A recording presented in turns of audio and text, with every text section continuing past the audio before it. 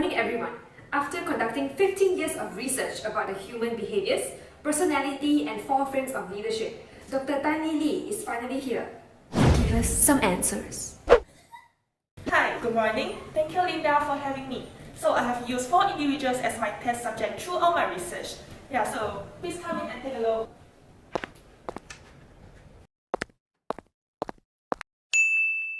Hi, I'm Loong Qian Wen. Hi, I'm Eng Si Chian. Hi, I'm Loo Tong Sin. Hi, my name is Lim Mei Shing. Okay, so let's start now. For the Big 5 personality, I am the highest extraversion, followed by Si Chian and Mei Shing, and the lowest being Tong Sin. So during the test conducts, Si Chian and I tend to be the loudest and the most talkative in every situation. Hey, Lulu! Oh, sorry, my friend. However, Tong Sin tends to be more quiet and shy, so she is considered as an introvert. In terms of agreeableness, the ones who scored among the highest are Mei Shing and Si Chian, and the lowest is me. For them, they just agree to everything, which I honestly think makes them very weak individuals. Yeah, true. Tong Sin's agreeableness is also moderately high. All of us have obtained scores above 3, only with Tong Sin scoring above 4. So I guess we are almost as organized as another. In terms of emotional instability, Si Chian and Tong Sin are about as unstable as each other, while Mei Shing and I are more stable emotionally. For openness, Si Chian and I are all about creativity and new experiences. On the other hand, Mei Shing and Tong Sin value more routine work. Basically, they're boring. In terms of our structural frame, Tong Sin would make the best leader because she would lead with her logical sense and facts. She has a systematic and logical approach to the task given. Si Chian, however, would be the worst because she barely meets deadlines. Si Chian and Mei Shing are the highest for the human resource frame. They are very people-oriented individuals who focus much on interpersonal relations. I, on the other hand, scored the lowest. So we have scored almost the same for symbolic frame, which are all relatively high. We may motivate each other by telling stories and experiences. For political frame, I have scored the highest among us all. I am a good advocate and negotiator who is constantly aware of the political issues and is very comfortable with conflicts. However, Tong Sin will not make a good political leader as she has scored very low for the political frame. Oh yeah, hi. So in terms of voluntary subordination, Tong Sin has scored the highest, while the remaining of the 3 of us have obtained 4, which is an average score. We tend to assist others without seeking acknowledgement or compensation. For authentic self, Mei Shing has obtained a very high score of 7. This means that she takes constructive criticism positively and practices what she preaches. Meanwhile, the rest of us have all scored a 5. As for a covenantal relationship, Mei Shing has scored the highest yet again among us 4. This means that she respects and accepts others for who they are, regardless of their past or how they make her feel. Tong Sin, on the other hand, scored the lowest for this dimension. The highest score for responsible morality is obtained by Qian Wen. She has a strong stance on moral principle which she will employ to achieve her goals. Mei Shing, however, has scored 3, which explains why she was caught trying to steal. For the dimension transcendental spirituality, we have all scored the same of 5 except for Qian Wen, who is relatively lower. This means that Qian Wen is not very particularly interested in helping others generate a sense of meaning or purpose in life. I have scored the highest for transforming influence, while Qian Wen has scored the lowest. This shows that we are very different individuals in terms of contribution to the personal and professional growth of others. For morality, we have all scored below the average score of 3. As for desire for control, Qian Wen has scored very high. However, the remaining of us have each obtained either low or average scores. Hence, we can always see Qian Wen naturally being the one who takes the initiative to lead the team whenever there are group assignments. And in terms of desire for status, we have all obtained scores above average, but with Qian Wen scoring the highest, which is 4.67. We have all scored below average except for Qian Wen, who is slightly above the average, standing at 3.4. This is especially true as she never fails to tell me that my potential boyfriends are jerks every single time. Well, they do turn out to be every single time, right?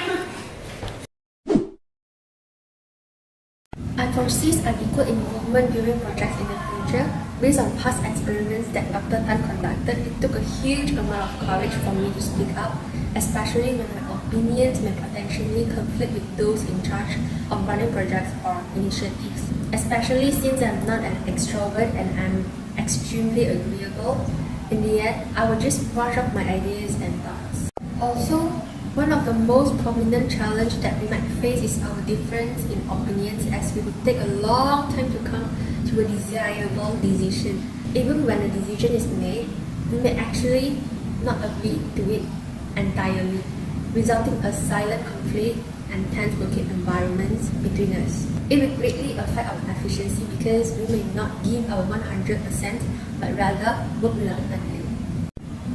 Regarding the points I made previously, another conflict may arise directly from it is the absence of an identity as a team. When the majority of our team work under tense situations, our team goals will not be aligned, resulting in poor collaboration. We may each just respectively perform our tasks as pleased and unsynchronized. However, I must admit we are an amazing team because of our contrasting personalities and tailored difference when it comes to resolving conflicts as we blend our strengths well. For example, while I am highest on my structural things and terrible in negotiations, Qian Wen is amazing at it, although she is a lousy HR leader. But Si Chian and Mei Shing compensate for Qian Wen's shortfalls regarding the development and training for individuals. Because of our individual personality and behavior, it is likely for us to foster vast creativity and learning beyond our expectations. Especially with Qian Wen's already being highly imaginative and creative, her leadership might inspire the rest of us to think out of the box, especially Mei Shing and I. Moreover, our different opinions when put together might turn into a great idea. We all try to be philanthropists that want to inspire each other with our different values and perceptions, turning them into stories that motivate each other. When either one of us is feeling demotivated, I strongly think that we will be able to enlighten ourselves. As a team, conflicts may happen between us if decisions made or actions taken result in compromising our personal values or beliefs. This may delay and disrupt our efficiency. The simplest way to address the potential challenges mentioned previously is to have a meaningful and respectful discussion with each other. In this case, we should place more attention on the introverts among the team and encourage them to speak up more so that their constructive opinions may be heard. One thing to note is that there are two types of conflict, namely healthy and unhealthy conflicts. Healthy conflicts include willingness to disagree, pursue the truth, and search for the best possible answers. However, unhealthy conflict is when the discussion is people-centric instead of problem-centric, where we would blame others for our own problems. In order to address this, before we embark on a task together, we should all come to a mutual understanding that healthy conflicts are very much encouraged, but unhealthy conflicts should be avoided at all costs. Hence, conflicts which are normally negatively perceived to be obstacles may be turned into the fuel to thrust the team forward instead of pulling us down. In order to improve team performances, we may consider organizing a bonding trip prior to the commencement of the project. Thus, this will boost our team morale and better understand each other, such as our non-verbal cues and hidden traits. Also, after gaining a better understanding of the team members, we can then dedicate tasks according to our strengths and weaknesses. By fully utilizing the diversity of capabilities of the team, we may work wonders. Then, ground rules should be established to avoid confusions. Finally, incentives should be given accordingly to show appreciation to the team. So, when team members feel discouraged or demotivated, some rewards may build up the team spirit. This will help us to work better in the long run.